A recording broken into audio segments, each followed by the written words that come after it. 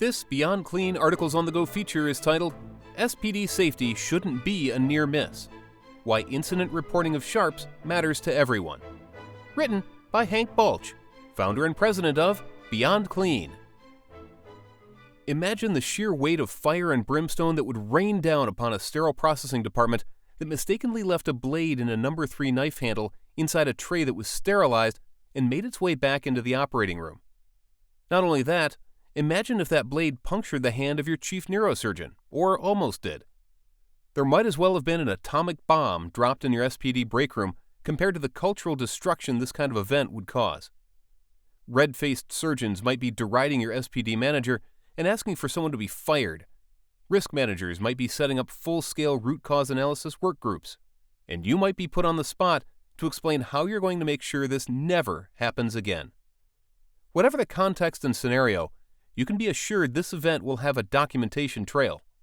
Someone, somewhere, is going to write it down, type it in, and ensure some kind of real follow-up occurs.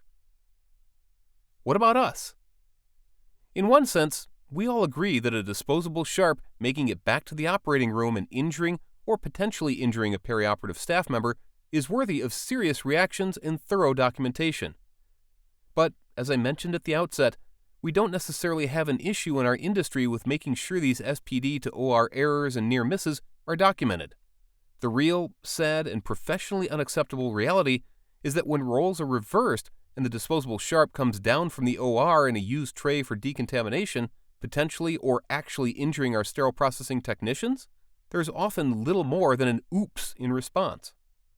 There are exceptions to this dynamic, but in far too many facilities across the country today, when the near miss occurs in an OR to SPD error, there's almost an unspoken assumption that whatever the reason for the contaminated sharp, it simply couldn't be helped.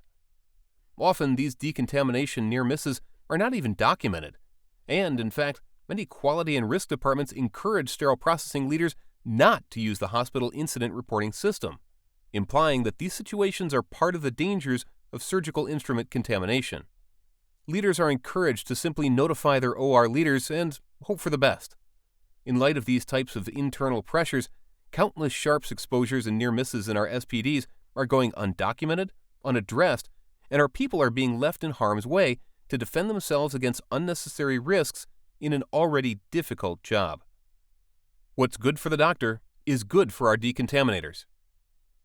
If there were a list of things for which a sterile processing leader should draw a line in the proverbial sand, using the facility's incident reporting system to document decontamination sharps events should be one of them. There is no more dangerous point in the instrument workflow to be exposed to an unnecessary sharps risk than during the decontamination phase, where technicians are working in poor lighting with water, colored chemical detergents, slippery gloves, disheveled instrument trays, unstable case carts, and deep sinks. There is no question about the contaminated nature of the device at this point, no chance that it happens to be clean, and it is definitely no longer sterile. An exposure here is bad news no matter what the lab report finally shows. Fundamentally, there should be no difference in the importance we place on a sharps-based near-miss event for a surgeon or a sterile processing technician. If a hospital would document a near-miss injury to a doctor due to a disposable sharp that was not properly disposed of, the same should be true for a decontaminator who finds a surgical blade, suture needle, or other sharp that has been left in the tray after initial use. All members of the perioperative continuum of care, regardless of their title, deserve the same level of protection from and follow-up to the dangers of contaminated sharps. The power of transparency, from near miss to never event. It would be nearly impossible to get us from the current state of affairs to a truly transparent tracking and trending of sharps events in decontamination without leveraging the existing incident reporting systems in our hospitals. These systems are already in place in nearly every facility in the U.S.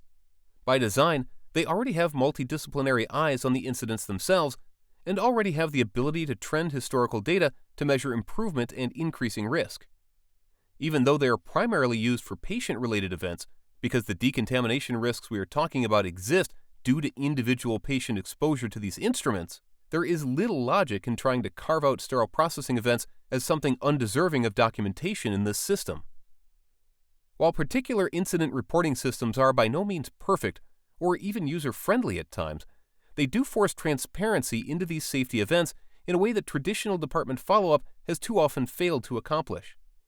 Ultimately, including sterile processing sharps events in these incident reporting systems signals a real commitment to identifying root causes for these dangers, and provides a critical documentation trail for escalation of the issue when initial responses fail to effect a change.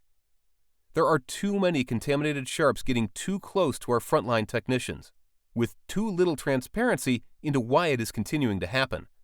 And, just as importantly, without serious documentation, there is too little accountability over the entire process to hardwire lasting change and effectively protect our people. Incident reporting is a valuable tool to bring us closer to turning these sterile processing near misses into never ever happens events. Fire and brimstone not required. What say you?